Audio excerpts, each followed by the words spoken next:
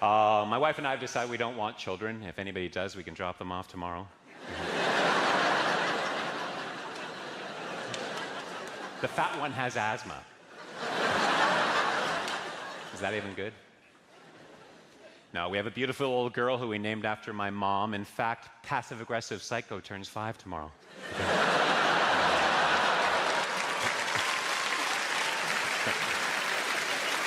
Hey, should lesbians be allowed to use dildos? They made their choice. I am happily married, that's why I'm wearing the ring. Ooh. Oh, it must have fallen off in that hooker's ass. What am I like? Anybody that's married knows what I'm talking about when I say this, that you really find out about someone after you marry them. Like, for example, my wife doesn't have a peanut allergy. No, it turns out she has a penis. That's it, she has a penis.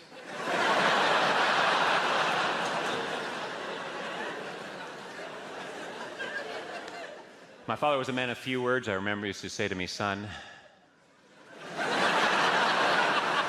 get your trunks, we're going to the library.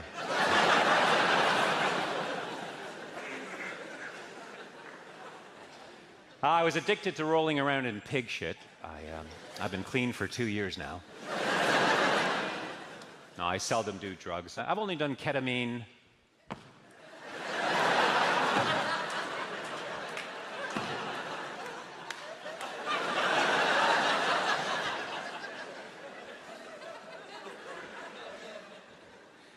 My doctor thinks I'm taking hallucinogenic drugs. How do I know? Let's just say Little Bird told me. My therapist says I have a preoccupation with vengeance. We'll see about that.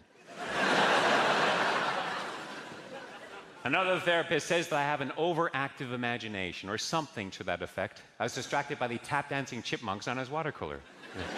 Yes, doctor. I understand, doctor. T for two, a T for T, me for you, and you for me. OMG, that is so cute. Do another song, would ya?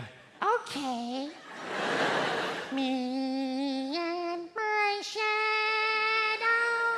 strolling down the avenue.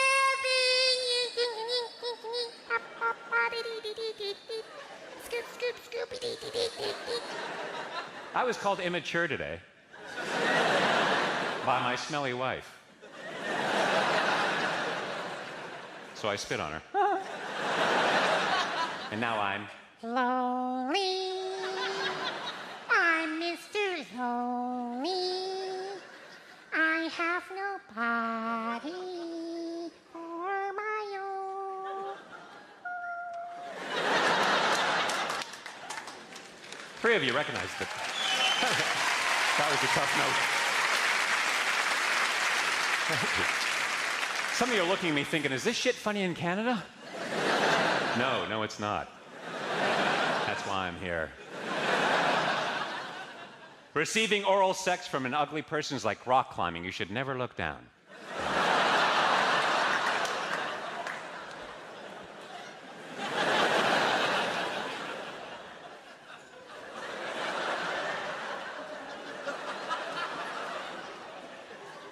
Sir? You guys have been amazing. Thank you very much, everyone.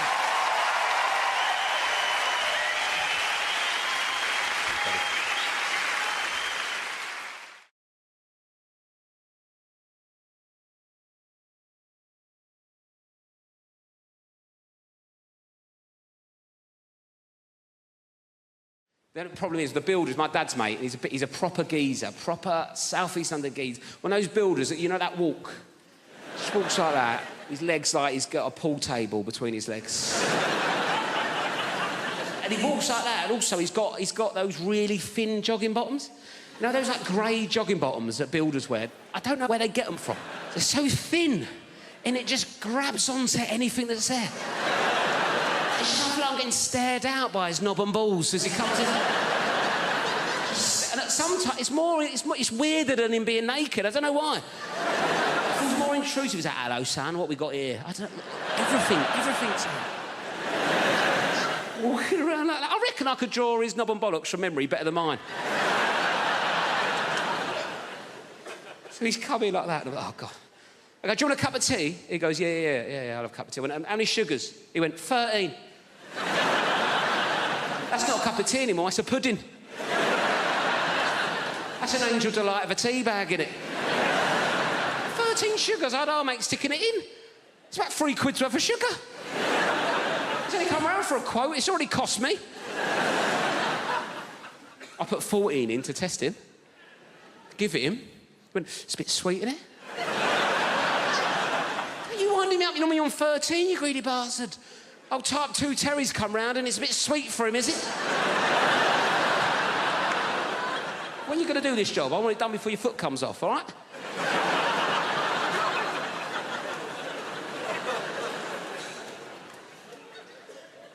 Anyway, I had a Kit Kat in the fridge, right? I thought, right, let's get him back on side of Kit Kat, right? He's into sugar. I like introducing people to new things, see if he wants a Kit Kat.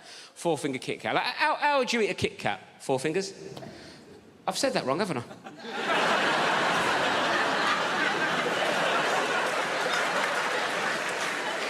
I thought you looked at me funny. Sorry, I said that like it was your name.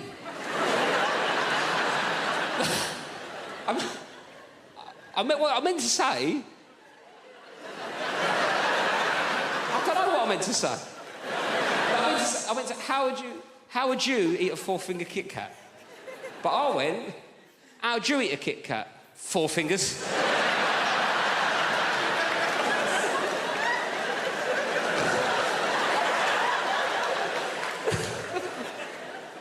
Oh, hello, 4 fingers, how's it going?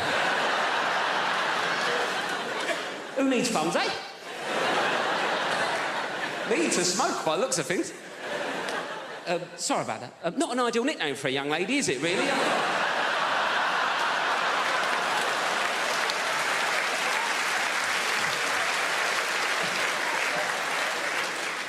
So what would you do? 1 finger at a time? Is that what you'd...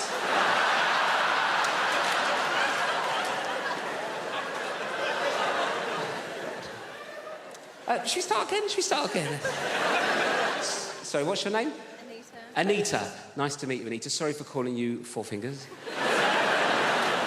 Anyway, Anita, how'd you eat a Kit Kat? That's what I was going for. 1 at a time. 1 at a time, right. 1 at a time's a normal approach to a 4th. Got there. Yes. Anyway, 1 at a time's a normal approach to a 4-finger Kit Kat, isn't it, right? I gave this builder a 4-finger Kit Kat. He picked it up, put the whole thing in his mouth at once. Bit into it like he was eating a bun. Dirty ogre sugar bitch. What kind of animal is one popping a 4-finger Kit Kat? This is true, this. Does anyone know? I failed my test. Can anyone tell me what happens, right? If you're on your driving test and an animal ran out in front of the car, what are you supposed to do? Supposed to run it over. That's the right answer. They say anything else is a danger to other road users. I'm on my test. Everything's going great. Suddenly, this goat ran out in front of the car. So I remembered what he said, and I kept driving. A few seconds later, I look in my rear-view mirror. The goat is fine. I've missed him by millimetres. Now, obviously, I didn't want to fail my test. So I slapped it in reverse like that. Yeah, I must have been chasing that little fucker through that field for 45 minutes before I ran over his head, and he still failed me. Where's the justice in that?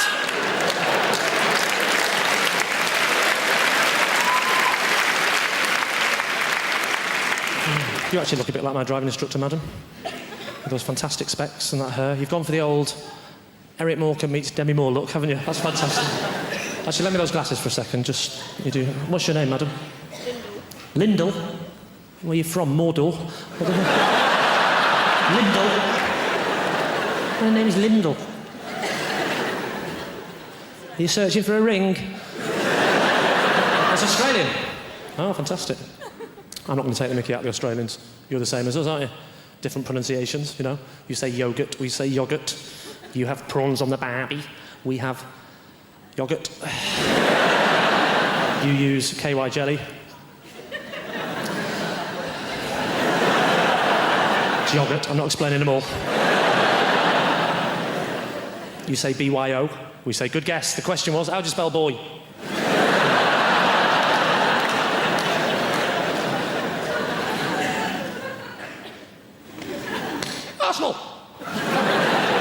for a living? Are you a welder?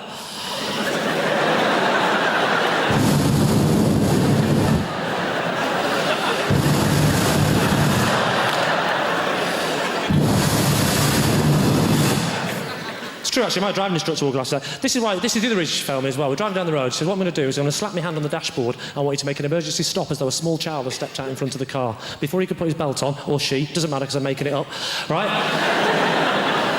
Before the person could put their belt on, right, I hit my brakes like that, and he hit his head full on the window, like...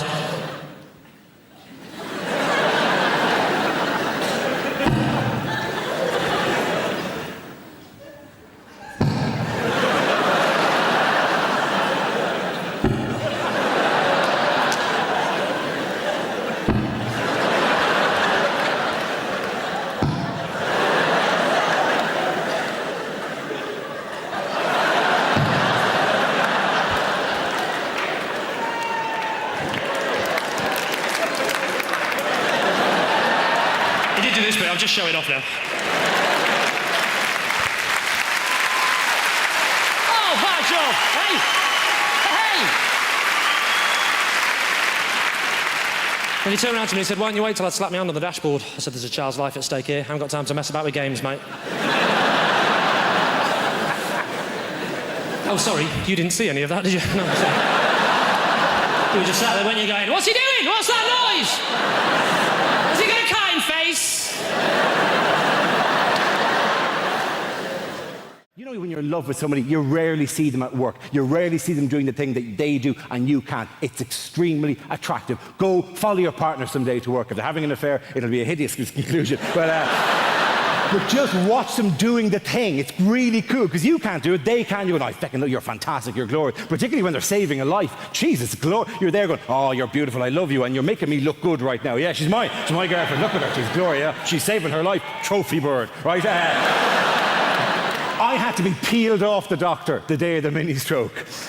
Seriously, she was underneath me going, that's very flattering, but could I deal with the situation first, right? And I was behind her going, no, she'll be unconscious for a while, yes. Apologise, she's actually in the room tonight. Sorry about that. Sorry. But it is nothing more attractive than seeing the person. I mean, the doctor here, have you a partner there with you? Have you a boyfriend or husband with you? Yeah, he's a teacher. He's a teacher, so he's not in the medical trade. My teacher friend, isn't it sexy? Have you seen her ever deal with an emergency, have you? Not yet. Not yet, he said loudly. Get her to run over one of these feckers on the way home tonight. Dude, it's extremely attractive, but the one bad thing is you're very clannish people, the doctors. They have a tendency to hang around together in little groups, right? Okay. My teacher friend, do you have to go to loads of social events where it's just you and doctor? Does that happen to you, my friend, does it? I hate it. Yeah, I know, it's a nightmare. I hate it, he said. I am articulating your pain, my friend. He hates it, ladies and gentlemen, because there's times I've been at dinner parties and it's doctor, and I'm the only feckin' muggles in the room, right? And they don't know half as much as you give them credit for. My friend, if you're ever at another dinner party and it's all doctors, feck with their heads. It's remarkably easy to do. If you're ever out with a load of doctors and they're going, well, today I performed a fucking duodectomy. You just go, yeah, but what are hiccups? Exactly.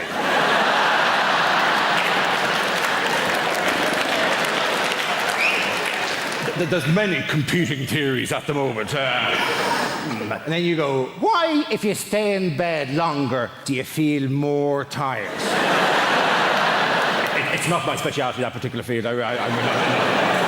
Does time heal all wounds? Who the fuck invited you to this dinner party anyway? What are the oil of Olay 7 signs of aging?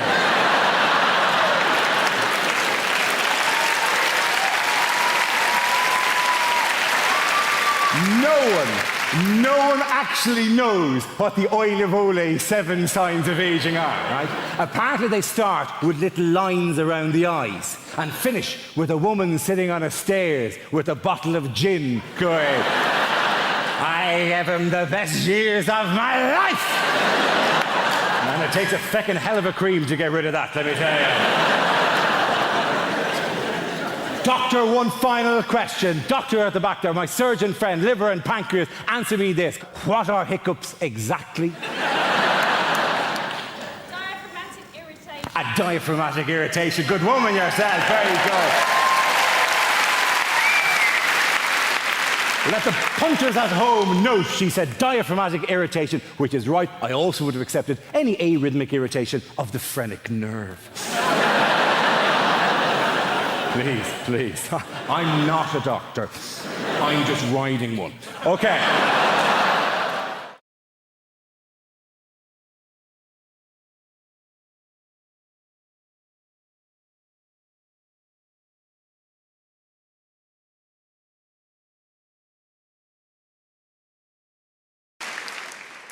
All of the parenting stresses me out. All of it. Like right from the beginning, when you're pregnant, you've got to think of a name for your kid. You're like, right, we're going to have to name it. That's tradition. Going to have to give it a name.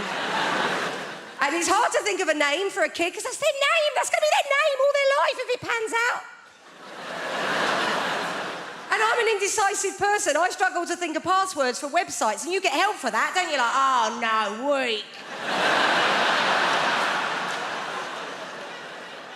And names go in and out of fashion, don't they? Some names, they can be in fashion, but they don't come back in. We all know those names. And I tell you a thing that's back in fashion now, and I find it fascinating, is virtue names, right? That is back in fashion. Those virtue names, it's a sort of Victorian notion that if you name your kid after a virtue, they might live up to that virtue. But that's risky business, isn't it? That's hubris. I wouldn't risk it. You could call your son Victor. He could end up a bit of a loser. Ernest, he could become a bullshitter. Grace is an ever-popular name. I wouldn't risk it. You could call your daughter Grace. She could end up a sort of galumphing oaf. Sacking her head on low beams. Falling into crockery at dinner parties.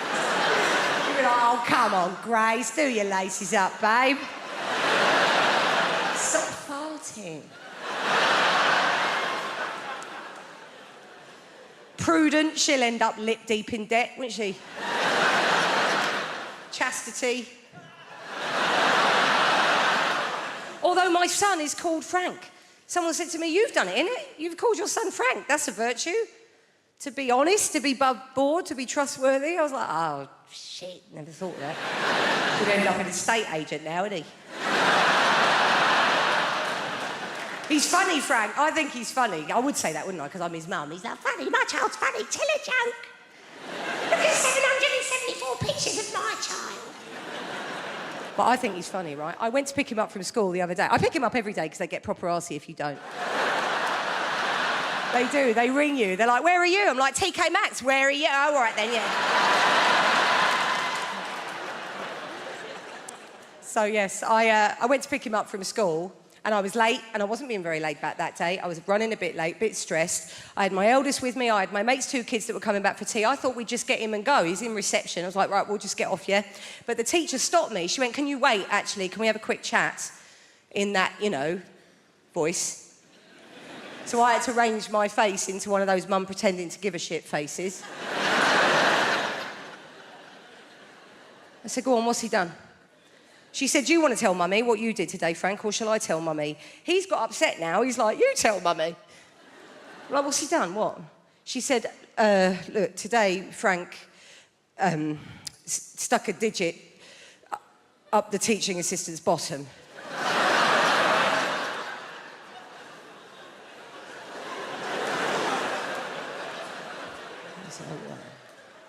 That's not ideal, is it?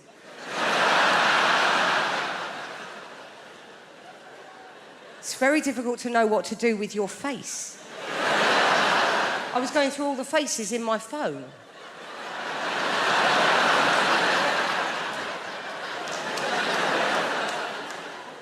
She said, we've talked about bodies, haven't we, Frank? And areas of bodies that we respect. I thought now would be a really bad time to go,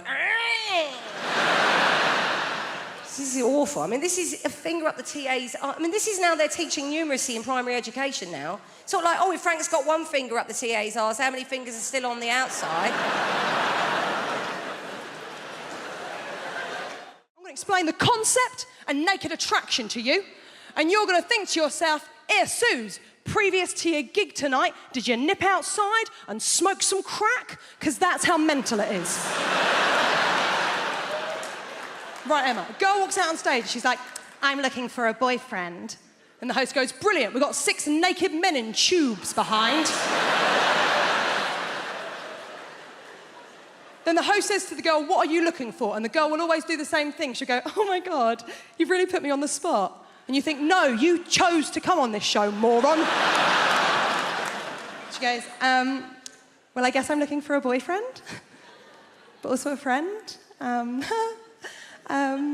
I really like going to European city breaks, maybe someone that likes travel. And I really like music gigs as well, so maybe someone that likes music. And I guess if I'm being really honest, what I'm looking for is love. And the host goes, brilliant, let's see if you can find love by judging dongs. Okay?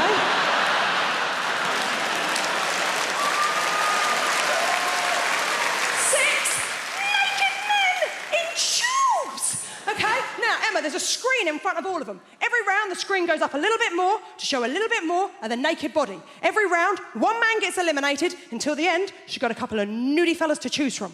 Okay? Now, Emma, first round, screen just goes up to the knees. There's always one bloke who's got really rough feet. Really rough. Like he was an extra in The Hobbit.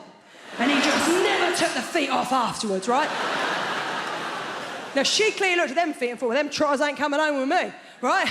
And you think, well, that's the end for him. Not the end. They don't shoot him. You think it's the end of the show for him, but it's not. It's not the end of the show, because he then has the indignity of the screen going the whole way up. So you see his penis and his face. Then he has the most awkward moment in television where he steps out of his tube, walks over to her and gives her the most uncomfortable hug you have ever seen. Where you can tell all he is thinking is, don't touch the lady with your dick. Whatever you do, don't touch the stranger with your dick. And then his sad little ass walks off stage. Now,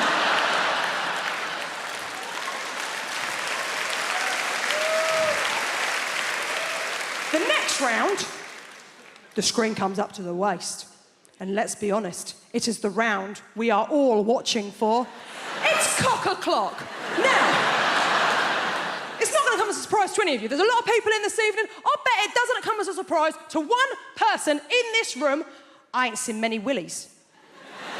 I ain't seen many of them. I ain't seen many willies. I'm not a connoisseur when it comes to willies. I was straight for a month when I was 18. I don't have the wrists, okay? But even to me, even to the untrained eye, there was one that I was like, oh, there's something up with him. There was something just not quite right about it. They're not meant to have a corner, are they? Halfway through, it had like a proper corner. Now, she clearly looked at that one and went, ooh.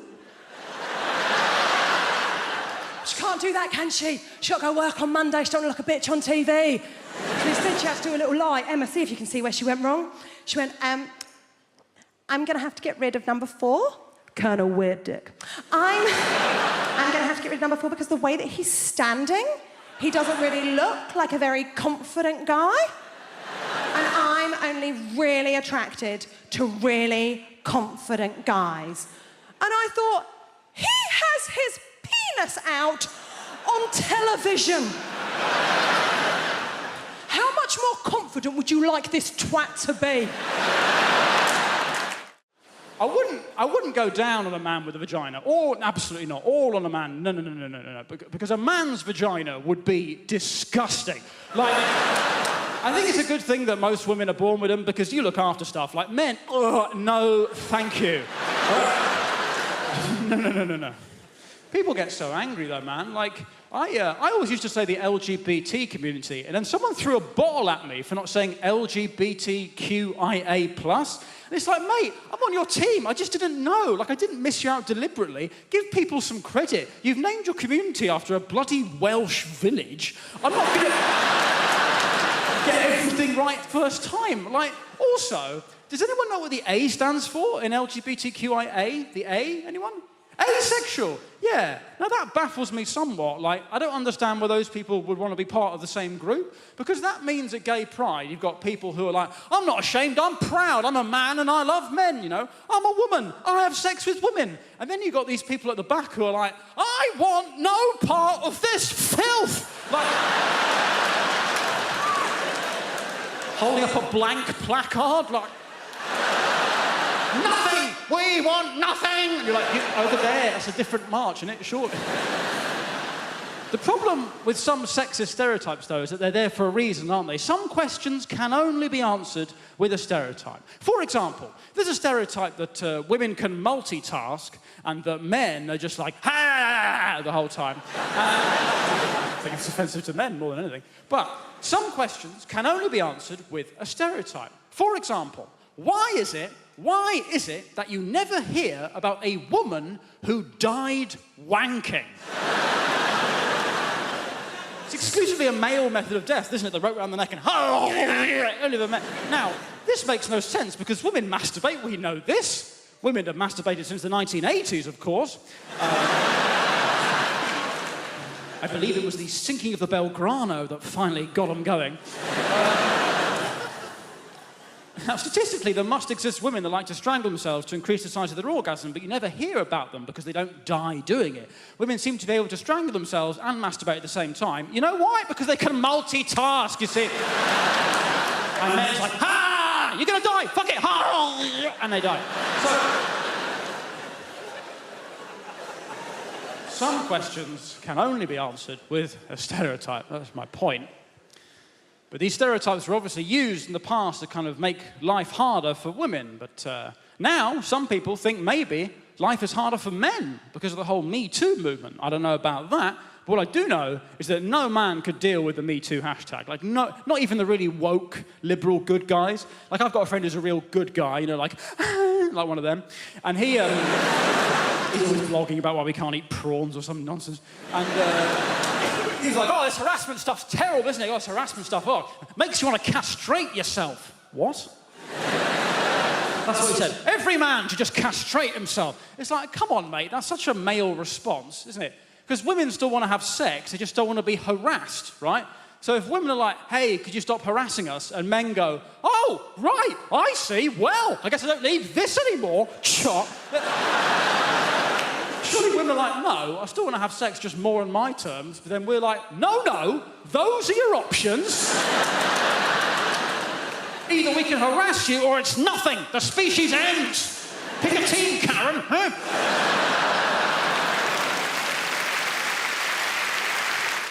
You know, when I found out that I was going to do this gig, I immediately put together a message and I pinged it out on our family WhatsApp group to my husband and my children, because that is the kind of rock and roll comic I am. And my son, my teenage son, wrote back to me at once, and his message said, "Thug life chose you, brah."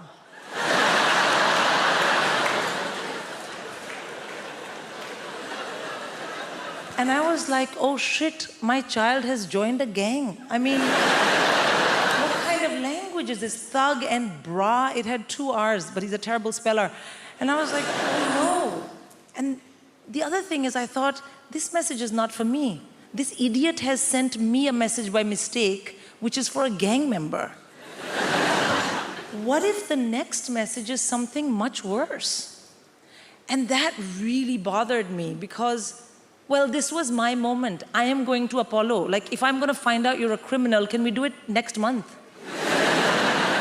So I wrote back to him in all caps, because as a good Indian mother, I mainly shout at my children. I wrote back, "This is your mom." And he wrote back, "I know, gigging like a boss." Thank you. A boss.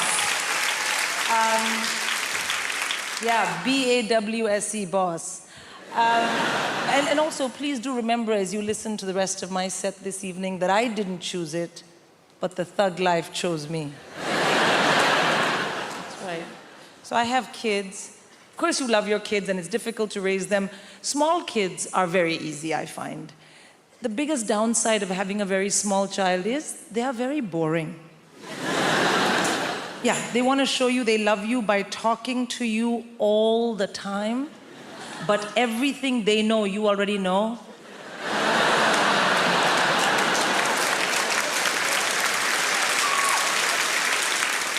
I mean, literally zero value add in any of those conversations. But you do it anyway because they're your kids, you know? And you know what people say? Small kids, small problems, big kids, bigger problems. And the reason is that as your kids get older, you have to discipline them properly. And I find this very stressful because I'm born and raised in India. So what I consider robust, healthy, high-quality parental discipline is frowned upon in this part of the world. That's not true. It's illegal. I know because I have checked. And I want to have really well-behaved kids, but that is no use to me if I am in jail. So I had to learn what you guys do here, and the big thing here is teach your kids about action and consequence using a multitude of techniques. So you have something called star chart. You know what star chart is? Yeah, no, let me tell you, sir. Star chart is you find something vaguely not negative that your child possibly might be able to do and then work it into the conversation and give them a star. Thank you for not kicking me in the face today. Here's a star.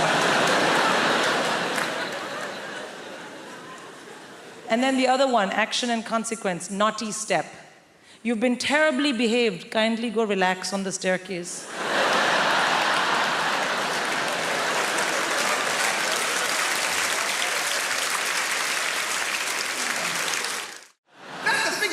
Some crazy people and with some crazy ideologies. One of the craziest people I met and the funniest were these guys called the Black Israelites. If you don't know the Black Israelites, right, it's a group of black dudes in New York, right, and they think the black man's the original Jew, right?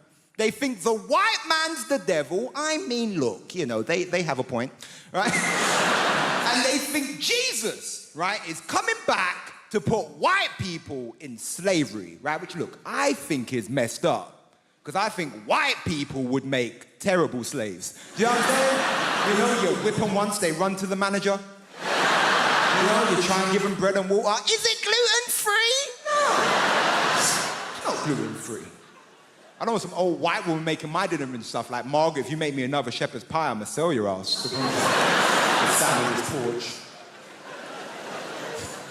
Start selling people. I don't know. I get called a lot of stuff now. Especially with the internet, I get called tons of stuff. I get called racist words, and I get called racist for making jokes about white people. I just want to say my mom's white. I have one at home. She's fine. I have one. I have no issues with white people. Love white people, right? But everyone calls me mad things. And I'll be honest with you, when you get called a lot of stuff, you have to have like thick skin. You can't let it bother you, because it'll just get you down if you always listen to that stuff. And it's never bothered me, except for one time.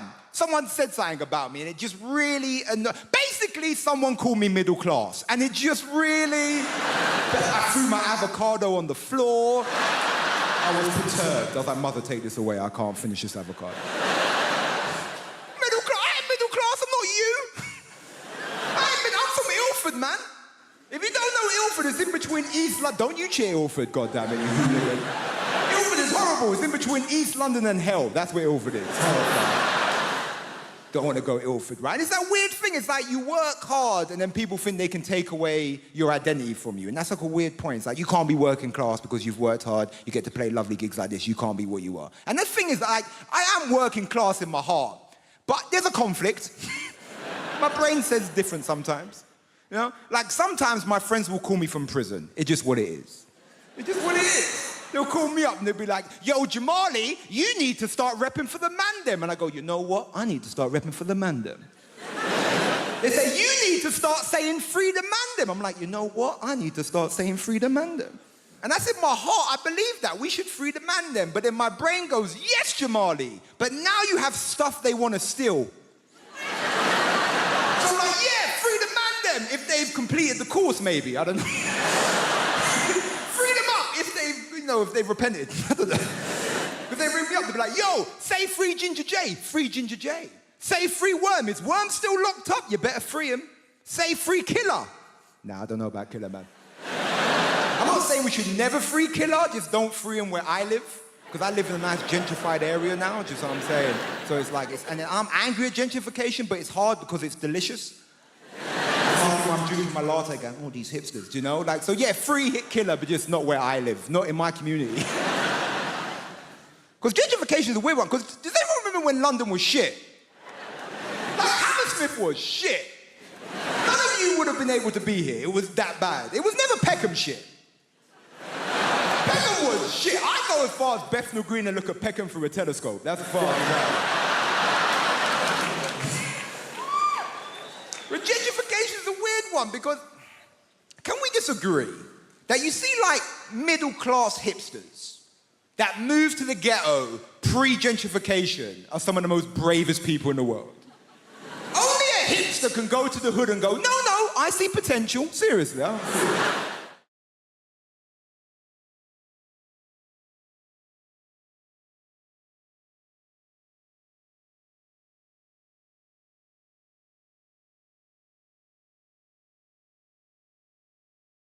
I love watching television. I hate losing the remote control, even if I'm not the one looking for it. Because the house just goes crazy, doesn't it? Why does no one believe you when you say you are not sitting on the remote control? I am not sitting on it! Leave me alone! Come on, just get up. I'm not, I told you! I would be able to feel it. Leave me alone. Come on, just get up. I'm not getting up. I'm comfortable. Please leave me alone. Come on, just get up. I'll leave you alone. I'm not getting. Please go away. Come on, just get up. I forgot. Sorry. There you go. Sorry. My arse can't feel it. For some reason, your arse can't feel the remote control. It's weird. I'm very sorry. I'm sorry. But a lot of people are cutting down on watching television now. You don't lose the remote control. No, people watch programs on the laptop. I've got the laptop. This has made me so lazy. This is ruining my life. I don't even turn mine off anymore, do you? I just close it. I can't be bothered with all that. Shut down, are you sure? Questions! Leave me alone! Mine's been on for years. The poor thing's there just going, I'm boiling! Please turn me off! Even the oven gets a break. Come on!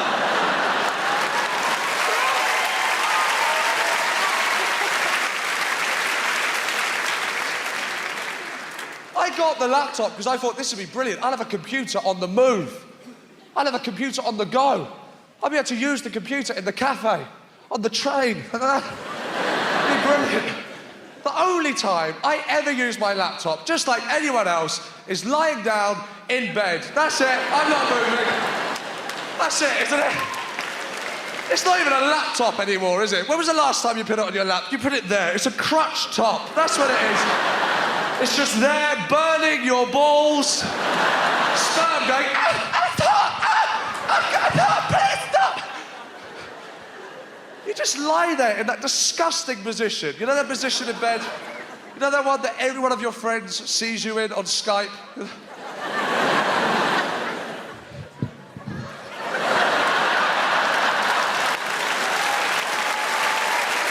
All right? Yeah.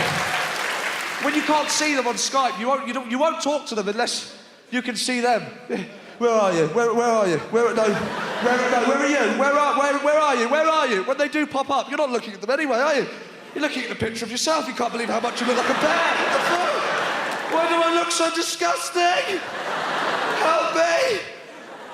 That's the nighttime position, that one, isn't it? That's the nighttime. The daytime one's on the side, laptop on the bed, like that.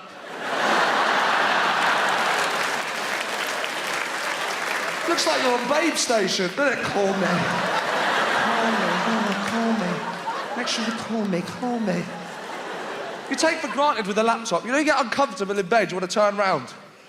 Yeah, the laptop, you're just going like, oh, that's better, watch it like that. You take that for granted. To being a kid watching a film at night, television will be on the side of the room going, I'm really enjoying this. I really want to turn round. You'd convince yourself that you'd listen for a bit. I'll just turn around for a bit and listen.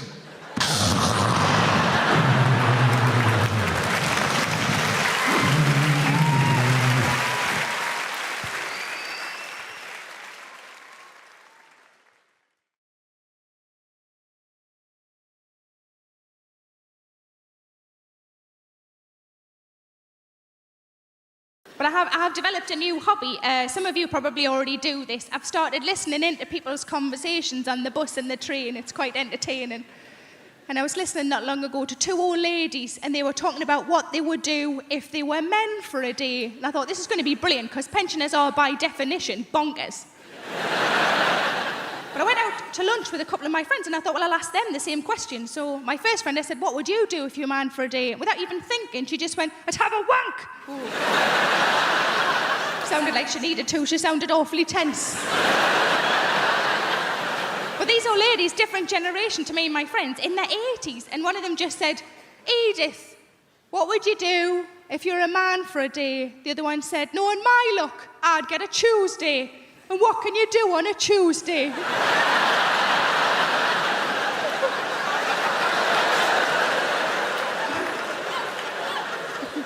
My second friend, I said, what would you do if you're a man for a day? She just said, I just do everything.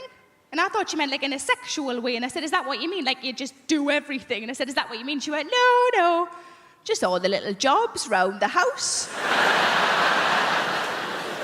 But I've been trying to go on a diet. I'm not really very successful. But I find that whenever I go shopping and I can't get into things, you know, when you try clothes on and you're the size you weren't expecting to be, I just come home and I put on a song, and the song is Big Girls Don't Cry. You know the song? There's a couple of versions of it. Big girls don't cry. Such a load of rubbish, that, isn't it? Big girls don't cry. Yeah, they do. Cry because they're fat, cry because they can't get a boyfriend, and they cry because there's no trifle left. But I was on holiday in Spain last year, and I'm bragging, I know, and outside the hotel was a lovely pool, and I wanted to go in the pool, of course I did, but I'm not overly confident with my figure in a swimming costume, and I was watching the women who were walking in the pool, and these were like tiny, you know, these wafer-thin, tiny women. And I thought, I'm not going to walk in with one of them. If I walk in with one of them, people are going to think I've bloody eaten one. And I wouldn't anyway, because there's no meat on them. So what I decided to do instead is just to walk in with the children, because kids are all really fat these days. If I walk in the same time as a 9-year-old boy who's got bigger tits than me, nobody's looking at me anymore. But like I say, I don't have kids, and most of my friends don't have kids, but I think if you ask any woman who doesn't have kids what would worry them about having kids would always be childbirth. It's quite a reasonable thing to worry about childbirth. From what I understand, it changes you downstairs, doesn't it? It changes you downstairs. I quite like my downstairs the way it is, thanks very much. Certainly don't want a bloody extension. But it's bound to change though, isn't it? Because you're forcing a person out. That's what you're doing. You're forcing a person out. I've never forced a person out. I forced a couple in.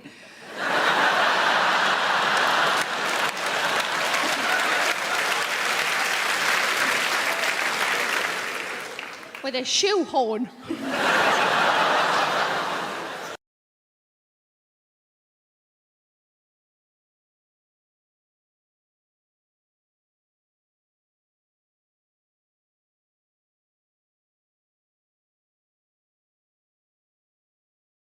You know, when you're in love with somebody, you rarely see them at work. You rarely see them doing the thing that they do and you can't. It's extremely attractive. Go follow your partner someday to work. If they're having an affair, it'll be a hideous conclusion. But just watch them doing the thing. It's really cool, because you can't do it, they can. You go, I fucking love, you're fantastic, you're glorious. Particularly when they're saving a life. Jesus, you're there going, oh, you're beautiful, I love you, and you're making me look good right now. Yeah, she's my girlfriend, look at her, she's Gloria. She's saving her life, trophy bird, right?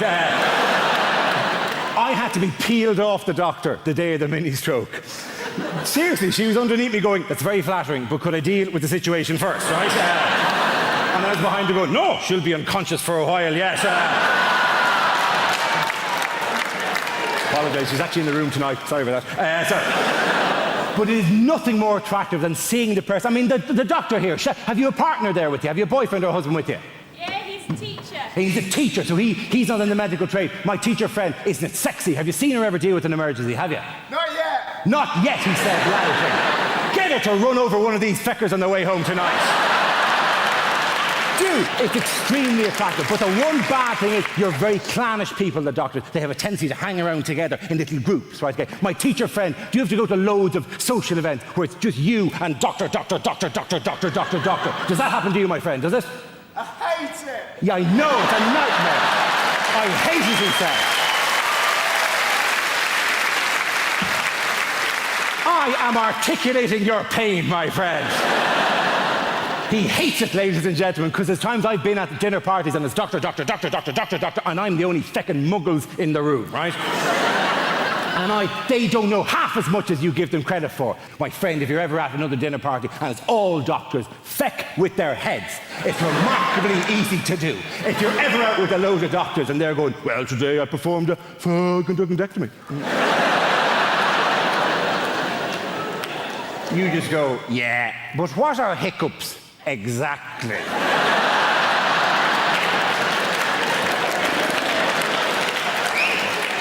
There's many competing theories at the moment. And then you go, why, if you stay in bed longer, do you feel more tired?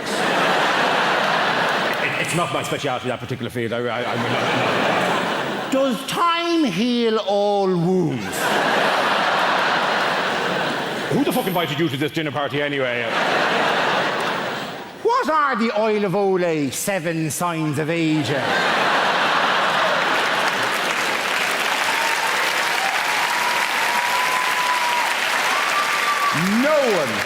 No one actually knows what the oil of Olay 7 signs of aging are, right? Apparently they start with little lines around the eyes and finish with a woman sitting on a stairs with a bottle of gin going, I have him the best years of my life! And it takes a feckin' hell of a cream to get rid of that, let me tell you. Doctor, one final question. Doctor at the back there, my surgeon friend, liver and pancreas, answer me this. What are hiccups exactly? Diaphragmatic irritation. A diaphragmatic irritation. Good woman yourself. Very good. Let the punters at home note, she said diaphragmatic irritation, which is right. I also would have accepted any arrhythmic irritation of the phrenic nerve. Please. I'm not a doctor. I'm just riding one. Okay. Do I get to travel with this job a lot, which I enjoy? I get recognised as well, which is a strange experience. It's not always from being on TV. Sometimes you just get recognised the next day if you've done a gig somewhere. Like I had this recently. I was up north, and I'd been doing some gigs. The next day, I was just in the hotel having my breakfast, and there was a couple in the corner, and I could see they kept looking at me. This couple must have been sort of in their 50s, and they kept looking over at me, and I was just having my breakfast. And as they got up to leave, they came past my table, and they stopped. And the lady said, can we just say, she went, you were amazing last night. I said, oh, wow, thank you so much. She was like, honestly, our cheeks are still hurting. I was like, wow, thank you. And her husband was like, we just love finding new people. I was like, wow, thank you so much. And they walked away, and a few people turned to look at me, and I thought, oh, they're probably quite disappointed. They don't recognise me. They don't know who I am. And then I thought, no, that's not it at all, is it? It's because at no point during that interaction did anybody mention that I was a comedian. So all that happened was this couple approached me over a hotel breakfast and said, you were amazing last night. Our cheeks are still hurting. We love finding new people. But of course, the issue is there. They're the people there. Of course, you can't tell from looking at me like I'm a comedian, because you can't just judge someone just by looking at them, can you? I mean, you can, but you shouldn't. But you can sometimes, can't you? You know, like, for example, if you see a man over 55 with a ponytail. You can make assumptions, can't you? Like, he's either a magician or he knows karate. You know one thing for sure, he's definitely divorced. Like, you shouldn't, but you can, is my point. But of course, ultimately, you can't, and you can't judge someone just by looking at them. Like, you wouldn't know, for example, you wouldn't know from looking at me that I've got epilepsy, would you? Because I haven't. No, I do, don't worry, it's fine, it's good news, I've got it. In fact, fun fact for you, I had my first ever seizure during National Epileptic Week. Which was fitting.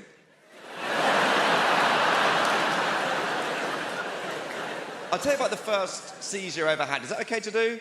Is that all right? Thank you. I know sometimes people get a bit funny if people start talking about health conditions. I know some people don't like to talk about their own health conditions. Like I've got a friend called Paul. He's got psoriasis. Doesn't like to talk about it at all. And I'd rather just sweep under the carpet. So people in the audience,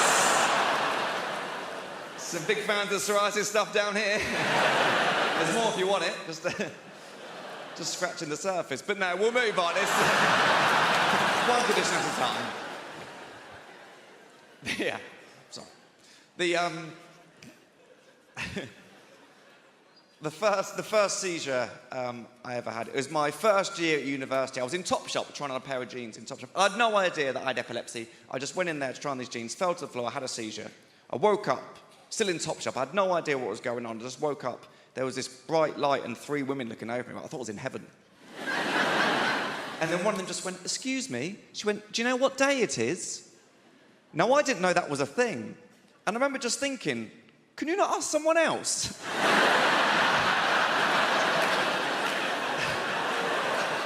So to me, this woman had just walked into Topshop and just gone, "What day is it?" Oh, that's that guy there on the floor. The one who's bleeding from the mouth and appears to have wet himself in a pair of jeans that he'll be forced to pay for, which is unacceptable. I was glad when they went under.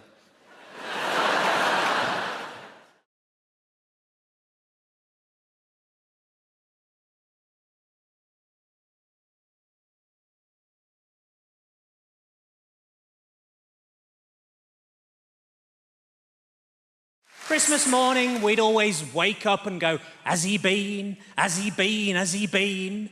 Because we knew Dad wouldn't put the presents out until after he'd had a shit.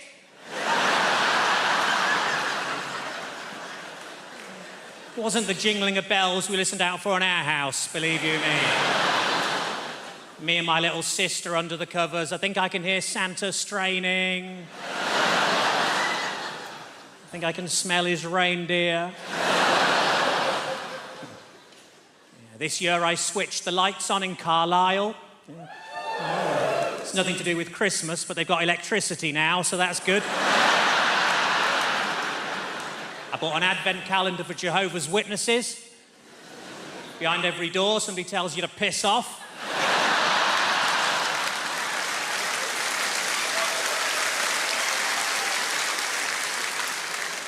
I bought a Travelodge advent calendar. It's still got chocolate in, but you can't open the windows. I got a Microsoft advent calendar. You open too many windows at once and they all shut again for no bloody reason.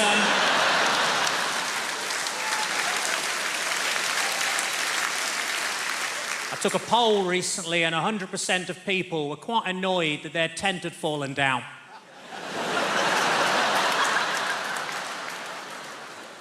Last week I launched a book aimed at 9 to 12-year-olds, and I'm proud to say I hit one of the little shits. I remember one time the teacher asked me for a word with 4 eyes, and I said, "Mississippi." He said, "No, I mean, I want to have a word, you specky twat."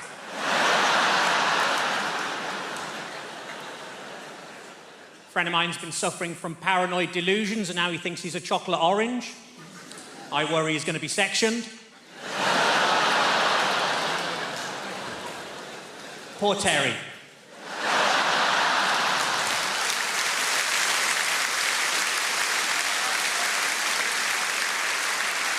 I used to be a fortune teller, but all I ever predicted was really cold winters. Turned out the crystal ball shop had sold me a snow globe.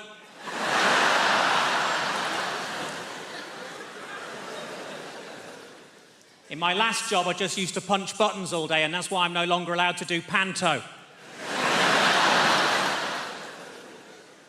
I nearly lost my job as a roofer when I was caught masturbating on the first day. Luckily, my boss said I could wipe the slate clean.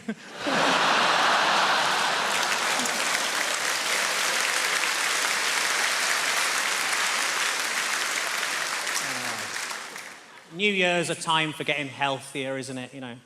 Next year, I've decided that I'm going to do dry January and see if I can manage an entire month without any foreplay.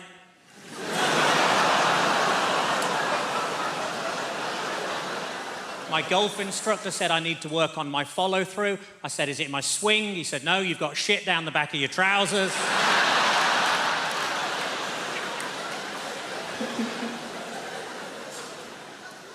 I found out 2 new things this week. 1, sperm isn't actually good for your skin. And 2, my dermatologist has been struck off.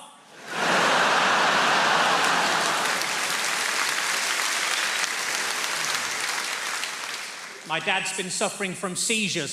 So far, they've taken his car, his house, and his boat.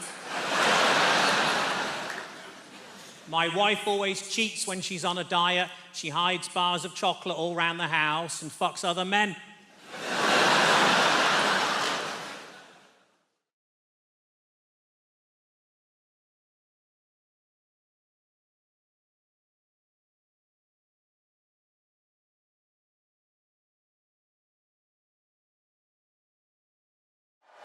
I've got 6 kids, can you believe that? I know. 3 of them born in the same month. I mean it from the bottom of my heart. And I will explain myself so I don't seem like a man whore to you guys. The 3 of them are all of the same lady. They are different ages, but they're all born in the same month. That baffled me for years. How do you get 3 kids, same lady, different ages, same month?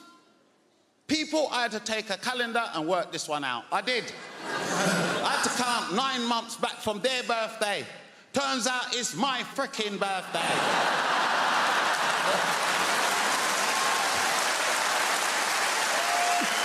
These are my little birthday presents, though, you know. You lot can clap and laugh and everything. When is my birthday now? I don't want no punani. She can keep that shit. That's expensive fanny right there, innit? There's a lot of stuff I liked about parenting, and there's a lot of things I didn't like doing. I didn't like doing shit like, for instance, the school Christmas play. Have you not ever been to a primary school Christmas play? What a load of shit. It is. Come on now, there's no kids in here. What a load of shit. If you've never been, I'll explain. First, they usher you into the assembly hall. And they sit us down, big grown folks, on them little miniature chairs. You ever seen them? Look at the size of me, I can't fit in one.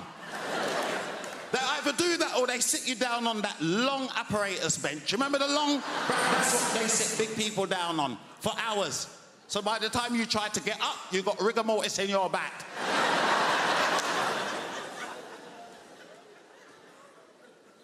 Not comfortable. 2, I've noticed of recent, these kids don't seem to rehearse their part they got in the Christmas play. Do you remember when we were younger? Everybody wanted a part in the Christmas play. Whether it was the top part or you could be a tree, it didn't matter. You was gonna play the best tree ever. You'd be in the front room like a dickhead for hours swaying. Asking Mum, how does that look? How does it look, Mum? How does it look? But we practice. And then they start singing. Fucking horrendous. It is. I don't care what you got to say. It's horrendous. They're out of tune and everything. You think, what kind of production is this? Worst part about it, your child always try to look out for you, don't they? To try to give you a little wave. My children always do that. Look out for me to wave at me, like I freaking know them. Do you know what I mean? You're your mother's child today, boy.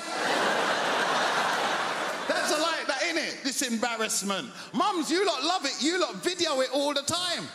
That's like, don't send me that bollocks. Send it to your mum and your sisters. They are. Didn't enjoy that.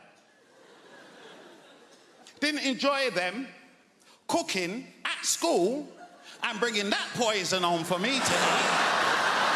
Do you know what I mean?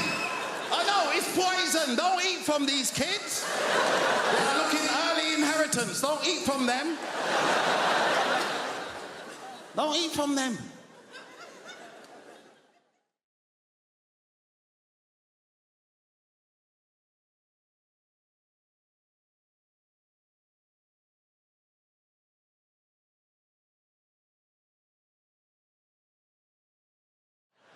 let's lighten the mood a little bit. Let's talk about terrorism. Terrorism... Listen, one of my main issues with terrorism is simple, all right? It's got people that have known me my entire life doubting my credibility, all right? It's mad thing. And I want to let you know, all right? You guys are a little bit worried at the moment. I'll make it explicit for you. I am not a member of ISIS, all right? I'm not, okay? I have nothing to do with those people. I don't follow their ideology. That's because I've got 6 months left on my Al-Qaeda membership. I'm a lot...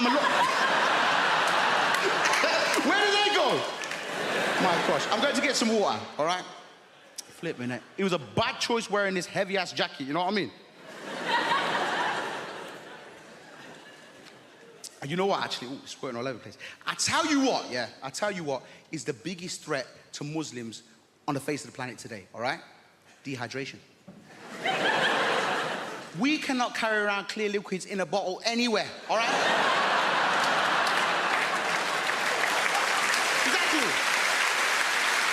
Dying up here on this stage, dying in airplanes, stressing me out. But the thing about, listen, hey, can I pop this here? Bruv, can you have that? Thank you, my G. One of the worst things about terrorism is how it's got people doubting my credibility. People I've known my whole life, all right? I want to give you an example. I've got a neighbor, okay? She's called Maud. She's known me for 27 years. And because of the media narrative, the way that the media portrays Muslims, minorities, Black Lives Matter, the world is very divisive. Who in this room just wants to live and get along? Make some noise. Exactly, we all want to, all right? But the media has got people doubting me, all right? So I've had my neighbor 27 years. We've got it's a nice, simple thing. It's a neighborly thing to do, all right? A regular Friday wheelie bin ritual. We grab the wheelie bin, drag it down to the end of the driveway, have a quick natter, go back in. It's what neighbors do, innit? It's what neighbors do, all right? This particular Friday, Maud is like clockwork, but she was late. And I'm thinking, rah, is Maud okay? I hope she's all right. Usually she's like, the bin was stinking of shit, but I thought, you know what, I'm gonna stay here. I'm gonna be a good neighbor and have this conversation. Boom. 3 minutes later, boom! She kicks open the door. She's stressed. She's flustered. I said, Maud, is everything okay? She says, now, Gus, everything is far from all right.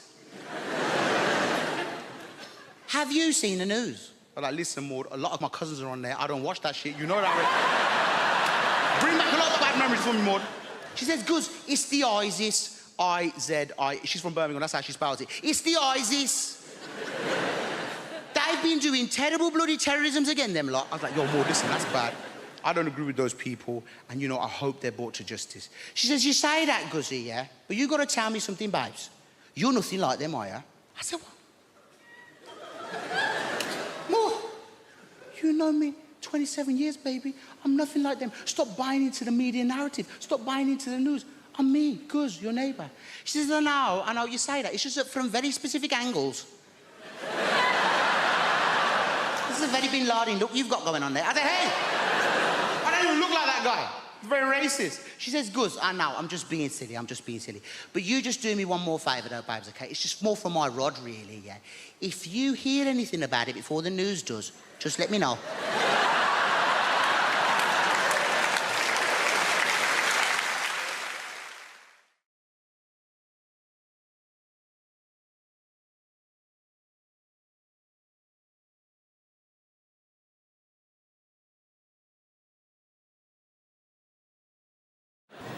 They say it's hard, you know, bringing kids up is difficult. They say kids these days are influenced by these new hyper-violent computer games. And that's nuts, isn't it? If we'd been influenced by the computer games from our childhood, we'd have to go around going like, beep, beep, beep.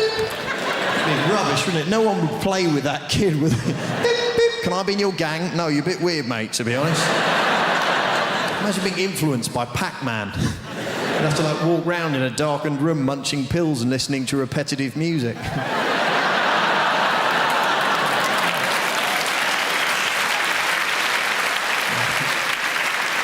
been the younger people laughing and clapping, the older ones going, who is this Pac-Man you speak of? He's not one of the rough boys from the estate, is he? There were some rough kids where I live, and they're not being rough, they're just being confusing. You know, you come out of your house, they go, yeah, your mum makes gravy for leopards, innit? Yes, I believe she does. She does a lot of charity work. These are scary kids. Even the dirty old men are scared of these kids. See him turn up in their car, put the window down, like, hello, little boy, do you want a sweet? The kid's like, what sort of sweets have you got? Said it best be good if you come under here and trouble me with your sweetie talk, right? You don't want any mojo or drumstick rubbish, you get me? You must have a serious sweetie offer for me, boy. Blokes panic. I was like, well, I've got bonbons. I wasn't sure what to bring, to be honest. Dib dab there, wham-bar. Wham-bar, your sweets are rubbish, man, shut up. No. Wham-bars used to be big like that. Now they're small, innit? So you're going to have to do better than a wham-bar if you want to see my dick, right? Hey, man, look at your car driving a Saab. You got no pride. Get out, you wham-bar, bitch. Next pervert, please. How many sweets have you got, sweaty? What do you mean, Neverland? Yeah. But we live in exciting times anyway, you know. It's very exciting being in London, you know. The Olympics. Fantastic.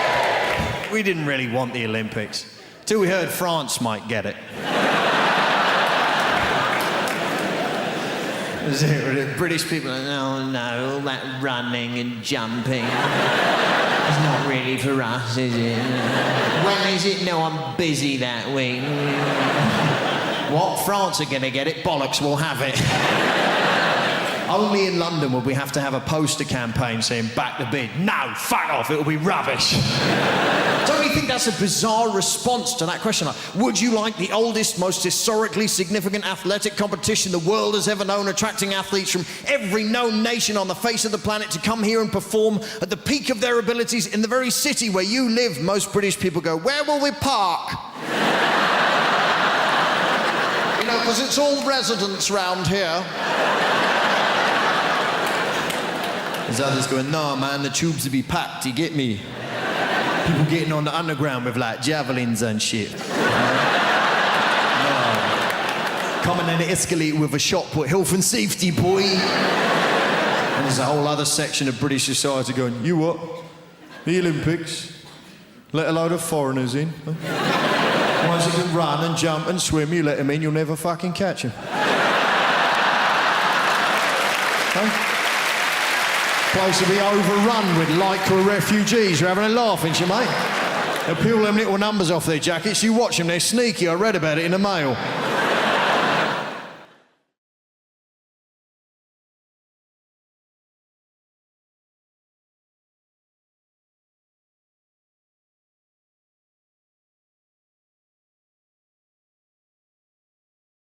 Now, let me just start by saying, well done to any parents who've made it here tonight. We got parents?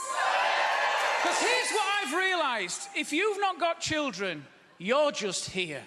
It's easy, but if you're a parent, this is everything. This will have been in the diary for months. There'll be parents in here tonight, don't even care about the show. They're just enjoying sitting in the dark for a bit. That is like a spa day for some of them. I could see them now at the back just going, this is so good. Don't make me go back, John. Don't make me go back. I get it, OK? I've got 2 young children. My youngest one, Sophia, she's 5 now. I mean, I say she's 5. She's 3 when we go swimming. I'm not an idiot. 4 on a bus, 3 on a train. That's the system, isn't it? I'll be honest, she hasn't got a clue how old she is now, that one. She's so confused. Every birthday is a genuine surprise for all of us. This kid wandering round. How old am I today then, Daddy? Depends what we're doing, darling, doesn't it? Have you checked the spreadsheet? He said Alton Towers. Right, well, getting that baby grow looks small, all right? Not paying 48 quid for you to go on some teacups, that way, mate. Come on. What does Daddy say? Well, get on board with the fraud. There's a good girl. Now stop talking. We're trying to breastfeed you. Listen. You go through that turnstile with a 5-year-old hanging off your tit, they ask no questions. I've got one, why does she have to bite me? But, so she's a great kid. There's just a lot of admin when your kids are that little. Have we got primary school teachers amongst us this evening? Great, I'm glad you're here, because I can direct all this venom at you. Because here's my problem, my daughter brings home stuff she's made every day. under people like you. And I just want to say on behalf of all the parents here tonight, just stop it. We can't deal with it anymore. You don't see it at your end. You just keep sending it. Your carbon footprint is massive. It is. You might as well have driven an oil tanker into a family of puffins, you people. We'll never solve the climate problem with you involved, because it just keeps coming, doesn't it? And it's not arts and crafts anymore. It's emotional landfill. That's what it is. Because Gemma will say, oh, she's put a name on it, so we have to keep it. We don't. We don't. She's not Banksy. Get it in the bin, mate. Do you know what I mean? It's another picture of a sheep out of dried pasta, innit? We've had 4 this week. I tell you, no wonder there's a school meals crisis. Stop sticking it on paper and cook it, you morons. We'll feed these kids for years. I'm just envious of my parents now. Their lives are so simple. Like, they're retired. My dad loves being retired, mainly because he's paying the world back one day at a time for all the misery it's caused him. He sets his alarm 8 o'clock every morning, gets up, gets out into rush hour traffic. Just gets in everyone's way. That is a day out for that man now. Nowhere to go, nothing to do. Sometimes he'll even take the car. But, of course he takes the car. How else would you tow a caravan? But he's a great man. There's a man down here, so it reminds me of my dad, mate. Yeah, you don't look like him. It's just he's bitterly disappointed in me as well. That's fine. For everyone. He's called Roy, my dad, Apollo, which is a very manly name, isn't it? Like, people called Roy come out the womb already able to grout a bathroom. That's how hard that name is. He was born by caesarean section, my dad. I reckon the first thing he did was turn around to his own mother and give her a quote for the damage. Just came out with a pencil. That's all right. We'll plaster over that. Don't worry. See you next week.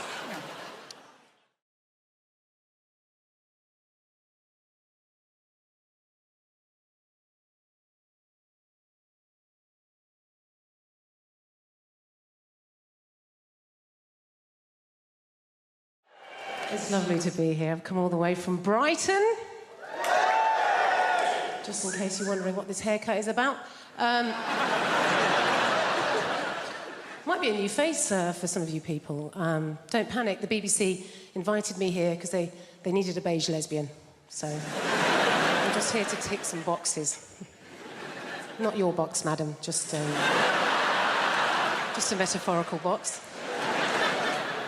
I'm half Spanish, that's what's happening there. I've got a Spanish mum, and she lives here in the UK. It's all very legal. She's lived longer in the UK than she's ever lived in Spain, but the brilliant thing about my mum is that she's never lost her accent. She's done very, very quickly. She's done these lost words she cannot pronounce. Lost words she cannot pronounce, huh? My favourite word that my mum's never been able to pronounce is my brother's name.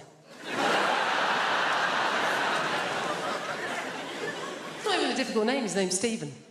I don't know if you've noticed this, Spanish people, any word that begins with the letter S, they struggle, right? So my mum doesn't call him Stephen, she calls him Steven.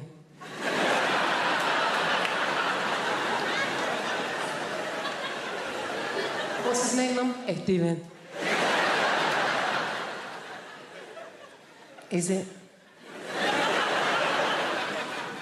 Isn't it just Stephen? Even if I know his name is my son, it is Steven! You don't want to mess with my mum. She's not like British people here in this country. We can be quite passive-aggressive, can't we? She's just very aggressive woman.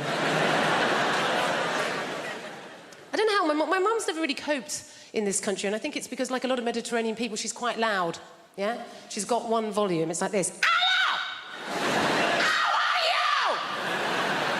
Whereas in this country, particularly if we're middle class, we tend to be low talkers, don't we? We don't like to raise our voices, do we? Why? Because we've got money.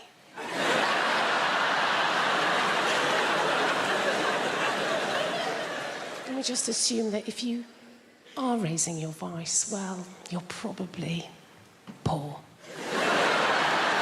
Or worse, foreign. Great thing about having a Mediterranean mum is they feed you. Oh, my God. She's always feeding. That's her way of showing that she loves her children, is to feed us. You know, I can remember going around friends' houses, you know, like English mums. Go around an English mum's house and the conversation with mum's more like this. I think you've had enough. My mum will feed you till you puke. Anything can be going on in my life and my mum will relate it back to a meal that she's cooked. Do you know what I mean? Like, so good or bad, particularly if I'm depressed. If I phone up my mum and I've had a terrible day, yeah? I phone up my mum, conversation always goes like this. Oh, Jennifer, my God, I'm so sorry to hear that you're having a hard time right now. But you know what? Don't worry, okay? I made a soup. Come home. You sound hungry.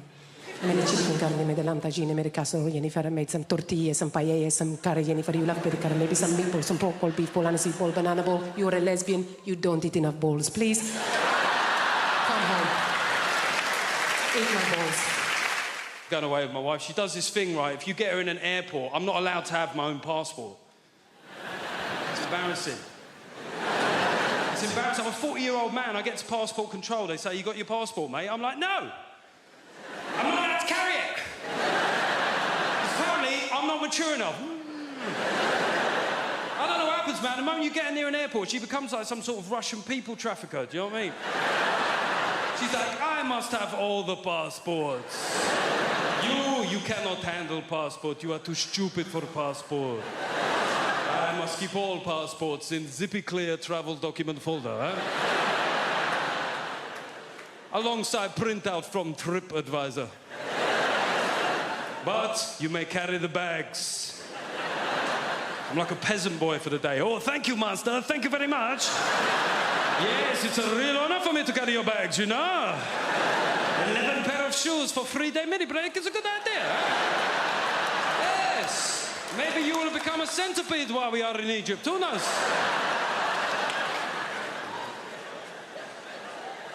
I went to a stag do recently. I went to the Munich Beer Festival. Has anybody here been to the Munich Beer Fest?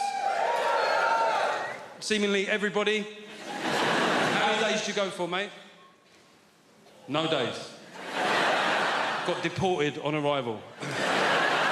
We went for 7 days. We got there on a Monday, right? We had 6 straight days drinking, Monday through Saturday. And on the Sunday, we said, we've got to do something different, right? So we went to Dachau concentration camp. Yeah. It was a weird shout. There's no getting away from it. Could have gone go-karting. I said, no, let's do some World War II here. It took a long time to get there, and when we got there, it was shut. Now, yeah, it felt inconvenient. However, given the wider backdrop of historical suffering, I didn't necessarily think that my inconvenience was that big a deal, right? So I just thought I'll take it on the chin. But we had a mate of us called Tim, and Tim started popping off at the German security guard. He said, mate, it's a Sunday, yeah? It's a big tourist day. It's outrageous that it's shut. I said, to be fair, it's outrageous that it was ever open, you know what I mean?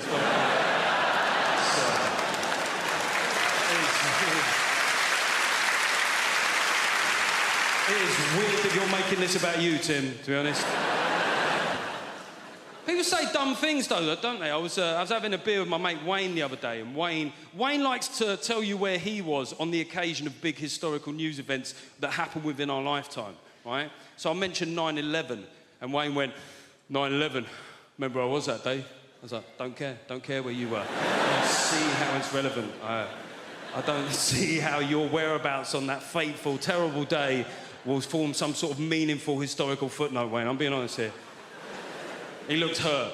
He went, I went, all right, where were you? He went, karate. I went, see, that's exactly the sort of trivial shit I was worried about, Wayne. He said, well, you know, I was in New York 6 months before that. Makes you think, doesn't it? I was like, no.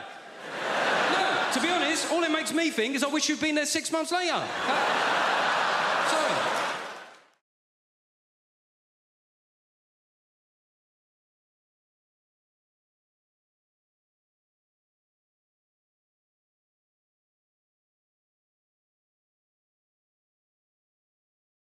I don't know if you don't know this, but people talk a lot of crap about white people. They do. People like always, because, you might be a bit upset by this.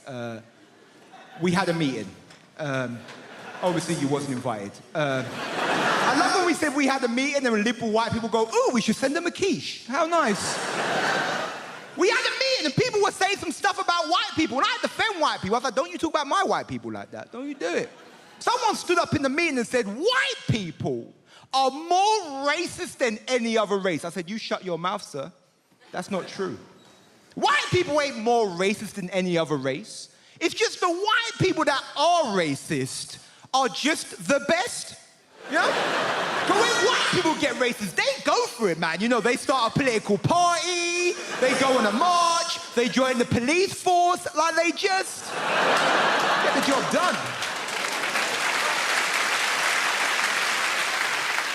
I realise this stuff, man. I think a lot now, because I'm getting old. I'm old school. I'm old boy now, you know. I just turned 25, right? Listen. This is the oldest I've been. Deal with it. I can't just go in some time machine and relate to you. I'm sorry. But I like getting older. Don't we like getting older, old school? We love it, don't we? We love getting older, because as you get older, you start to accept stuff about yourself. You do, you have to, you know? Like, it took me 25 years to realise that this is my face. Yeah? This ain't getting any better, man, because when I was younger, I always wanted to be better looking, you know? I need to be crazy good looking. I just wanted to be good looking enough to cheat, right?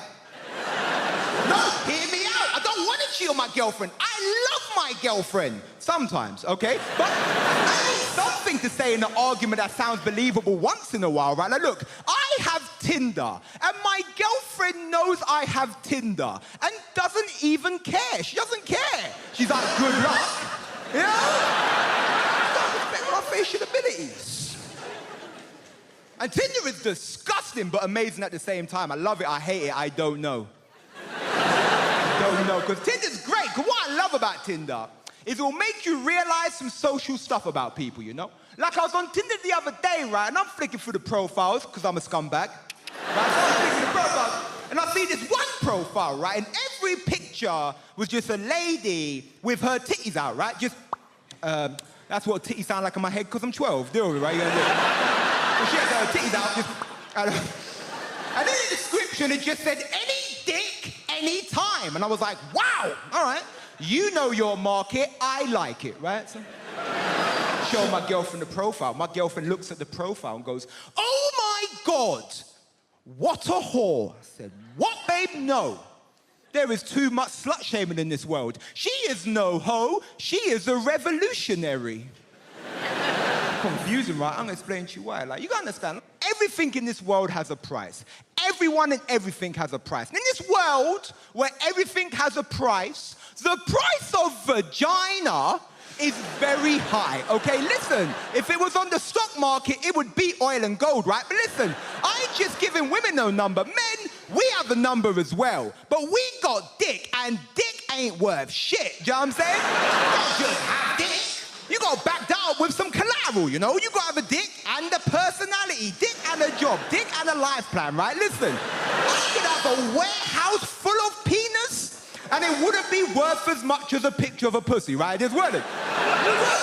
So when she said any dick, any time, she just crashed the whole pussy economy, just what I'm saying. She made a credit crunch of vagina. She gave vagina back to the working class man. She's the Karl Marx of pussy, is what I'm trying to say, guys.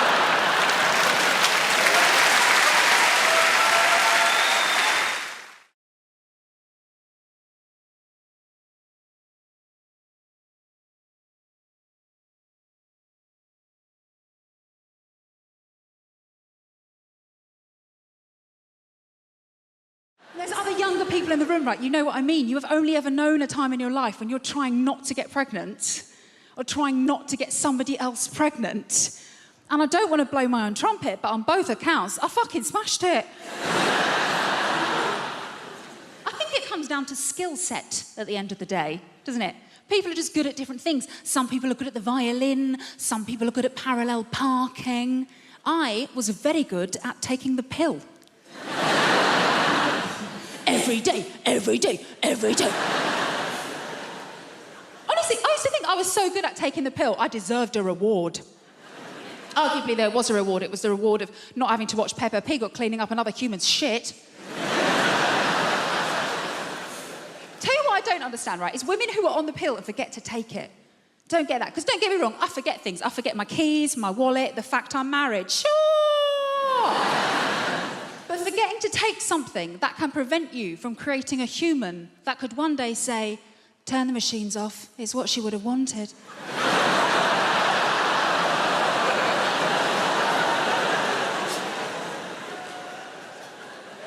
I'm going to remember that one, thank you. Obviously does happen though, women forget to take the pill, they get knocked up. Happened to a girl I used to work with actually, when I used to work in an office, right? And we were chatting about it one day. She was so blasé, we're in the kitchen. She's just standing there rubbing her belly like, well, the thing is, I've just got really bad memory. I was thinking, that's funny, because every day without fail, you remember to steal my milk. Maybe if you'd strapped your packet of microgynon to my semi-skimmed, Stephen in accounts wouldn't be telling everyone how you trapped him. But I think the reason I was always very good at remembering to take the pill, because I've been on it for so long. I was on it since I was about 16. And the reason I started taking it was because I was going out with my first boyfriend, Kevin Sutherland. A boom, chicka, wow, wow. He was quite the catch. He had a Peugeot 106 and a tattoo of Bart Simpson, which I thought showed a great joie de vivre. And things were going very well between Kevin and I. We had matching bracelets from Argos, so you can tell how serious we were. And we'd agreed that we were going to do it for the first time, right? So I was like, right, I put myself on the pill because my first time is going to be really special. My first time is going to be just like in the movies. So the big day arrived, and Kevin, bless him, he made such an effort for everything to be really perfect. Like, he paid his little brother to leave the room.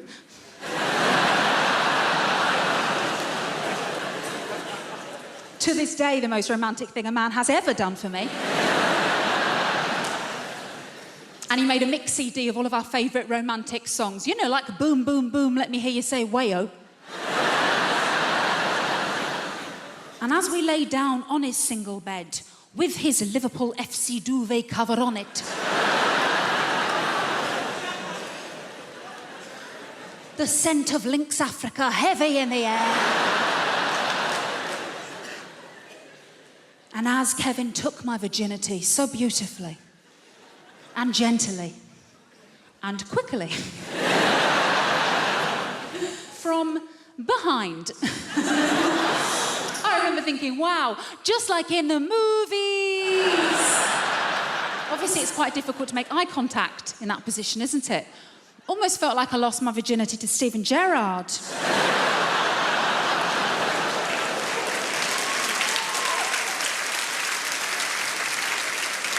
I'll never walk alone. I never will.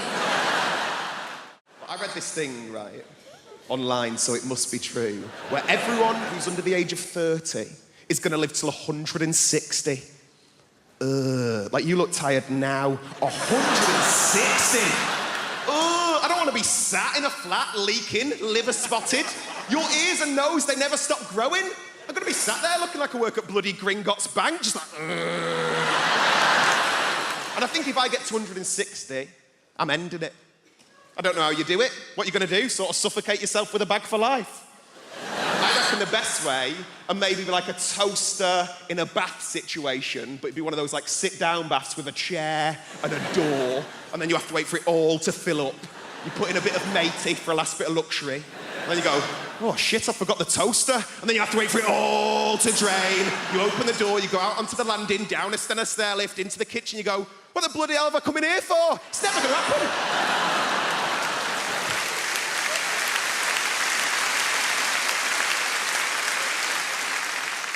I'm trying to do more nice things, though. That's what I'm trying to do. Because I've never really done anything with my life. I did a thing recently. I went to go and give blood for the first time. Has anyone ever done that? It's just one woman like, yeah, I did it today. It's amazing, but I thought you did it in like a hospital or like a sanitised medical centre. You don't. You do it in like a rugby club or like a methadone church, right?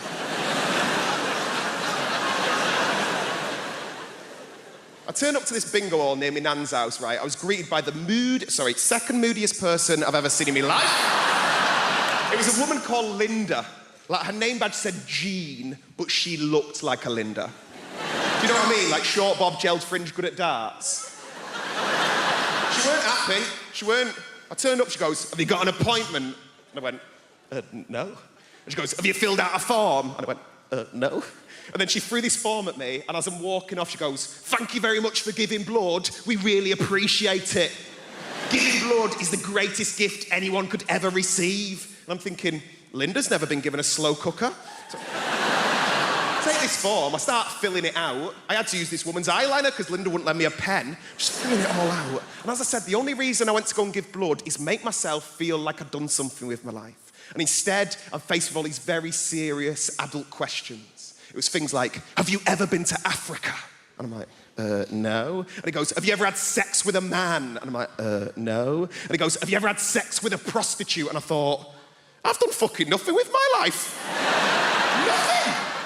Have you injected drugs? Have you smoked drugs? Have you had any treatments in the last 6 months? I panicked. I went, oh, well, me and my mum have had facials off Groupon. Not the right answer. Weirdest question, are you HIV positive? I was like, what? Like, no. Like, if anything, I'm against it. And then they took me off into this room, and there's all these sort of like Sharons and Johns lay on beds with sort of needles in their arms. Like, it looked like a spa day for smackheads.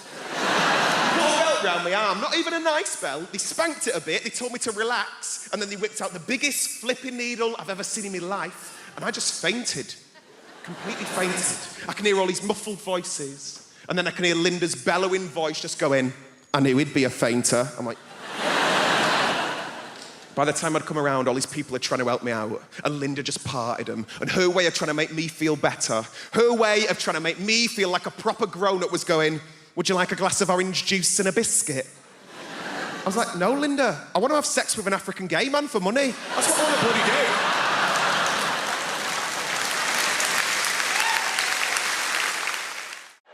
do. It's lovely to be here. I've come all the way from Brighton. Just in case you're wondering what this haircut is about. Might be a new face for some of you people. Don't panic, the BBC invited me here because they needed a beige lesbian. So I'm just here to tick some boxes. Not your box, madam, just a metaphorical box. I'm half Spanish, that's what's happening there. I've got a Spanish mum. And she lives here in the UK. It's all very legal. She's lived longer in the UK than she's ever lived in Spain, but the brilliant thing about my mum is that she's never lost her accent. She's done very, very good. Lost words she cannot pronounce. Lost words she cannot pronounce, huh? My favourite word that my mum's never been able to pronounce is my brother's name. It's not even a difficult name. His name's Stephen. Notice this, Spanish people, any word that begins with the letter S, they struggle, right? So my mum doesn't call him Stephen, she calls him Steven.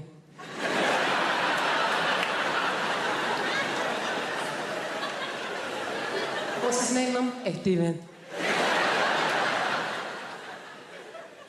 Is it?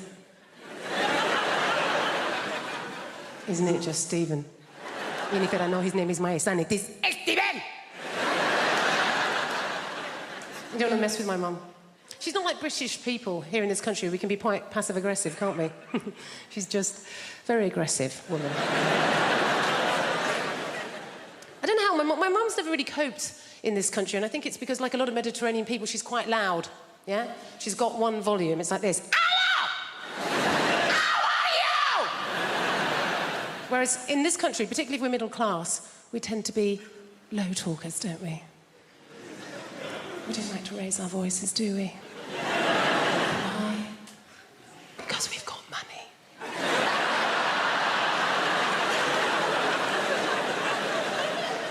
And we just assume that if you are raising your voice, well, you're probably poor. Or worse, foreign. Great thing about having a Mediterranean mum is they feed you. Oh, my God. She's always feeding. That's her way of showing that she loves her children, is to feed us. You know, I can remember going around friends' houses, you know, like English mums. Go around an English mum's house and the conversation with mum's more like this. I think you've had enough. My mum will feed you till you puke. Anything could be going on in my life and my mum will relate it back to a meal that she's cooked. Do you know what I mean? Like, so good or bad, particularly if I'm depressed. If I phone up my mum and I've had a terrible day, yeah? I phone up my mum, conversation always goes like this. Oh, Jennifer, my God, I'm so sorry to hear that you're having a hard time right now. But you know what? Don't worry, okay? I made a soup. Come home. You sound hungry. I made chicken curry, I made a lamb tagine, I made a casserole, Jennifer. I made some tortillas, some paella, some curry, Jennifer. You love curry, maybe some meatballs, some pork ball, beef ball, aniseed ball, banana ball. You're a lesbian. You don't eat enough balls. Please, come home. Eat my balls. Do you love London? I love London. I feel like London is created by the people, right? Who are just crazy and sexy and ambitious. I got into an Uber the other day, not bragging, and I got into an Uber and the driver, he said, would you like to have the radio on?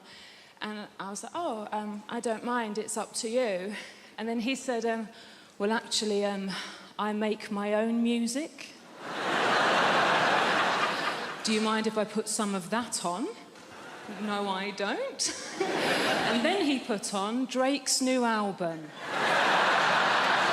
I wonder how often it works. I wonder how often there's a middle-aged white woman thinking, oh, well, he looks like Aladdin and he sounds like confidence personified. Pull over and jump in the back, Nikolai. I'm having a good life. I have recently started doing yoga, which has just changed...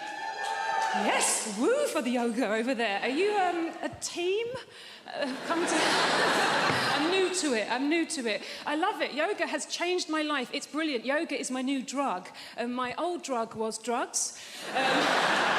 Which I'm not going to say anything positive about because it would be incredibly irresponsible. I'm not going to say anything positive about drug taking. What I will say is I didn't take MDMA until I was 32, and it was such a relief to know I could be happy. The equipment's broken. But yoga is nearly as good, and there's no downsides. It's given me a whole new language. My favourite new word is namaste. Yeah, it's a very old word, it's very sacred, and it means the yoga has finished now. And then you're allowed to leave. I think that the key to being happy as you get older is self-acceptance. Like, I have to accept things about myself now. Like, I'm 36, I thought I would have children by now, and I don't. In an ideal world, what I wanted to self-fertilise. I wanted to have children that were exactly my genetics so that I could show them to my parents and go, see, it was my childhood, they're fine. Science can't do that yet. And then I had a crazy day last month where I just thought, I'm just going to buy some sperm. I'm just going to buy some sperm off the internet. I've got a good job. I'm just going to buy some sperm. Guys, sperm is so much more expensive than I thought it was going to be. It is tens of thousands of pounds. We are all wasting a valuable resource. 17-year-old me would have been a millionaire if I'd learned how to catch it and chuck it in the freezer. So expensive. It's a shock. I do think self-acceptance is the key. Like, there's things about myself I don't like, but I just have to accept now that they're not going to change. This is who I am. Like, so for instance, I don't like art. I think art is rubbish. I think lots of people think art is rubbish, but we're too worried of looking stupid, so we go along with it. I think that the worst art form is theatre. Right, okay, I can sense how unpopular this opinion is. Hear me out. I think theatre is diabolical. Look, I do, look, and also, I'm aware, if you are a performer of some kind, if you're an actor, look, please don't be offended. I don't mean being in the play. Obviously, if you're the person in the play that gets to put a wig on and walk up and down and move your arms and project your voice, saying things like, I think you'll find you're contradicting yourself, Alan. Fun. Having to watch it. Dear Christ. I can't concentrate. I can't lose myself in the story. I know that it's not real because I'm surrounded by people eating crisps. And they don't let you look at your phone. So all you're thinking is, well, how long has it been? I've made a list of pros and cons because I've been spending a lot of time in brothels and prisons. Made a list of pros and cons, always good, give you a bit of balance. Con, complete loss of all feelings of hope and possibility. It doesn't sound very good, does it? It doesn't sound much fun, does it? Pro, increased plug socket access. 1-1. I say increased. It's actually total plug socket access. I've got 32 plug sockets in my house. Each and every one of them is now under my sole domain. Con, all experiences that form the basis of my happiness and sense of self-worth are now destroyed by grief. Downer. A bit of a downer. Pro, less recycling. I can fit it all in the green box now. It's remarkable when you take into account just how much I'm drinking. Oh, John, you're meant to heat mulled wine. All right, Your Highness, hand me the bottle and leave. Con, I'm gonna lose my house. Bit of fun. Pro, 25% off council tax. I was on that like a ferret. Dialing as the door slammed. And that's us fresh out of cons. The rest are just pros, guys. Yeah. Increased freezer space, all 4 drawers. Cheaper gas and electric. Reduced wear and tear on fixtures and fittings. And when I say reduced, I don't mean by half, because I was only ever responsible for about 10% of scuffs and spills. So we're looking at a net reduction of 90% in real terms. This is my favourite one. Ultimate control over where the iPhone charger cable is and why it is there. There was a time it would take hours to answer the questions, where is the iPhone charger cable and why is it there? Not anymore. Plugged in next to the bed, most convenient place to have it. Simple. Is it unplugged in the bathroom? No, it's not. Be a ludicrous place to keep it. There's no plug socket in the bathroom.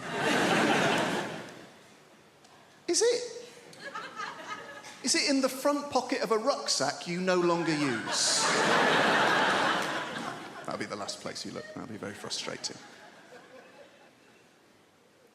Is it plugged in on a train we have alighted from?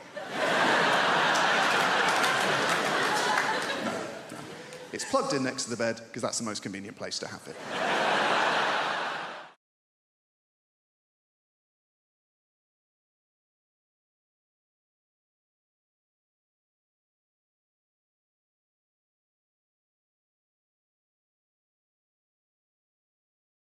I don't have a kid. I have a wife. That's a start, I suppose. I'm a very happily married man. I'm a man in love, actually. How many men here in love? A few of you. By the way, those of you who are here, any men who are here with women and you didn't react when I asked if you were in love, you have a very frosty journey home ahead of you. That's all I can tell you. That was a good show tonight, wasn't it? Did you not enjoy it? Well, I enjoyed it, but I was listening. You didn't seem to be listening. I was laughing. Well, the Irish guy asked you a direct question. Love is a funny thing. Being in love and falling in love are obviously 2 quite different things, aren't they? They both have their own merits. They both have their pros and their cons. Falling in love, for instance, is very exciting. I'll give you that. You never know what's going to happen next. Every time you see her, your heart beats faster. You touch her, you tingle, you can't get her out of your head. Falling in love, very exciting. And being in love is fine. So they both have their own merits, is what I'm trying to say there. You try and do things to keep the romance going, and if you're a bloke, that's your job. And if you're a woman, your job is to tell us if we're doing our job correctly. We try and do things to keep the romance going, but every now and again, ladies, you might do things that'll suck the romance back out again. Like ask us questions. Stop doing that. I don't mean questions like, where you been till now, who are you texting, what are you doing on the net at this hour? They're fair enough. I mean questions like, what are you thinking? Piss off with that question. What are you thinking? What is your obsession with what we're thinking? Can that be the one thing that remains exclusively mine? We share everything. The house, the bills, the friends. Can the content... No, I want that too. Come on. Why can't you women show us men the same courtesy and consideration we show you and not give a shit about what we're thinking? Why can't you do that? Because do you want to know the honest answer to that question? As soon as you say to your man, what are you thinking? Do you want to know what he's thinking? He's thinking, shit, better think of something to say, I've been thinking. That's what he's now thinking. Whatever he had been thinking before you asked that question, no matter how reasonable or innocent the thought was, it has gone now. Scuttled off into the corner of his brain in a panic to make way for all the little men that are now running around his head going, what are we thinking? She's asking! Quick, give me something to make it good. Somebody, you, what do you have? What do you have? She won't believe that in a million years. Come on, lads! You. That's not even a real place, for Christ's sake! What do you have? That's your sister. What are you trying to do to us? And the reason we panic is because, you know, the truth won't do. The truth, 95% of the time, is the word nothing.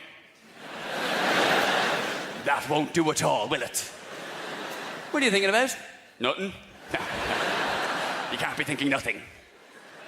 You have to be thinking something. Everyone has to be thinking something. Ladies, you should never underestimate a man's ability to be completely and utterly vacant. Seriously.